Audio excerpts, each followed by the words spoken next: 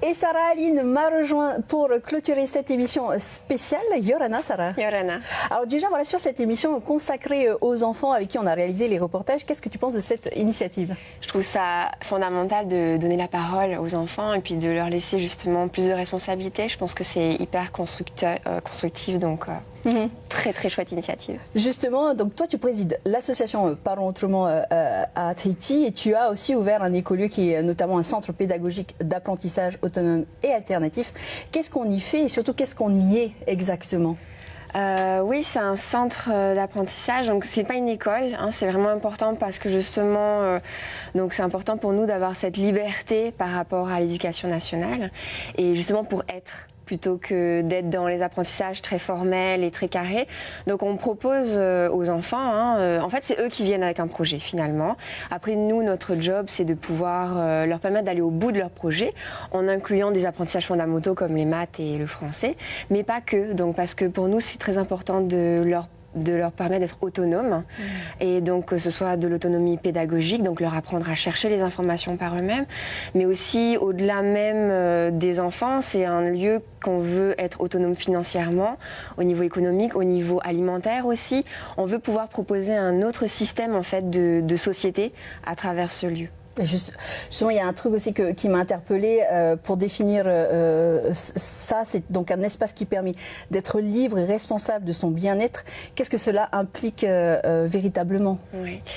La liberté, c'est essentiel parce que finalement, elle n'est pas si facile. Tout le monde en rêve, mais elle n'est pas si facile à prendre parce qu'elle implique énormément de responsabilités, de prendre des décisions et d'assumer les conséquences de ces décisions.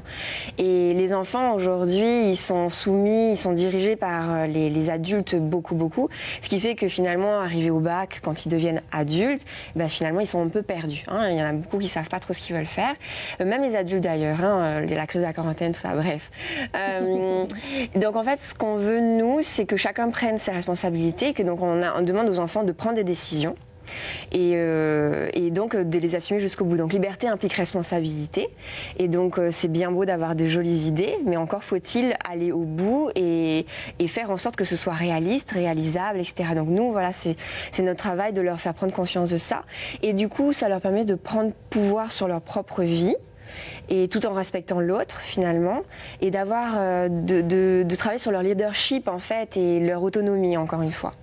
Ça me paraît très grand pour des enfants mais ça ne l'est pas finalement. Non, c'est vraiment, on peut faire de très jolies choses avec des enfants tout jeunes, il suffit de leur faire confiance, mais c'est vrai qu'il suffit, c'est facile à dire. Finalement, l'écolieu est un lieu sécurisé où tout le monde est en phase avec cette idée-là et donc du coup c'est un espace de liberté. Donc en fait les parents qui viennent avec leurs enfants, ils savent qu'ils sont sécurisés justement pour leur laisser ce champ de liberté là.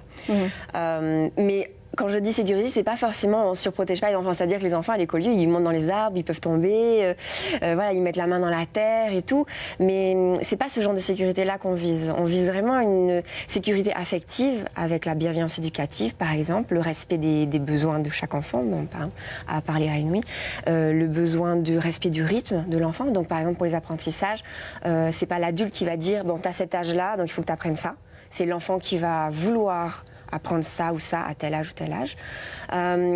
C'est vraiment voilà, la sécurité dans tous les sens du terme, quoi.